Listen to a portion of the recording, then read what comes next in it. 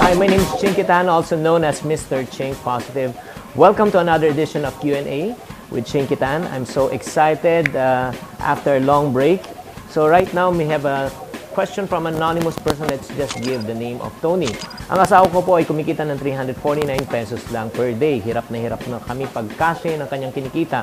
Ang isa pang malaki kong problema ay may pinagkakautangan kami sa lending. Ano ang gagawin ko? Napakahirap talaga ng sitwasyon mo, Mrs. Tony. Ang iunang kailangan gawin natin ngayon ay ganito. Mag-isip ka ng mga mga kapaki-pakinabang na mga pamamaraan na kung pwedeng matustusan ang iyong mga araw-araw na kinikita. Like for example, summer po ngayon, maraming hot summer jobs na maliliit na puhunan. Kunyari, magbenta kayo ng palamig sa labas o pwede kayo mag-fishball vendor or let's say mag-chicken squid ball, lahat ng mga balls, no? Or if not naman, halo-halo, diba? Mga banana queue, kamote queue, lahat ng queue, kahit na question and answer, pwede rin yan.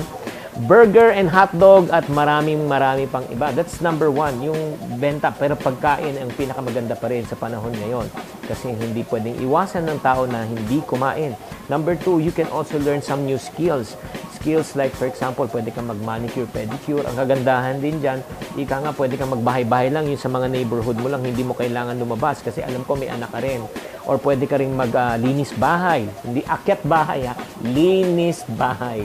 Okay? Hindi lang yan. Pwede ka rin magtanggap ng labada sa bahay. Diba? Kunyari, lalo kung may maliit ka lang na washing machine, diba? So, you can already simultaneous na naalagaan mo anak mo tapos kumikita ka pa.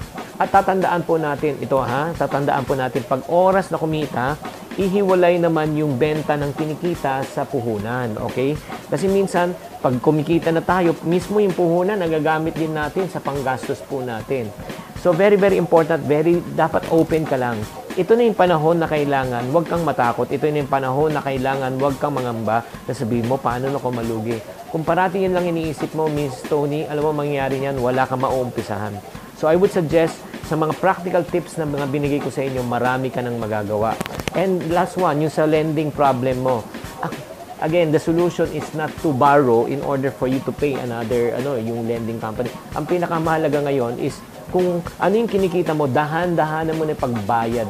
Ang goal mo talaga makalabas sa utang na yun. Pag hindi ka lumabas sa utang na yan, hindi ka talaga makakaahon sa kahirapan. So, Miss Tony, sana nakatulong po kami sa inyo. For further questions and concern, please write me at my email account at visionchinky@gmail.com. Also, please click like or subscribe at my Twitter and Facebook account, which is on your screen right now.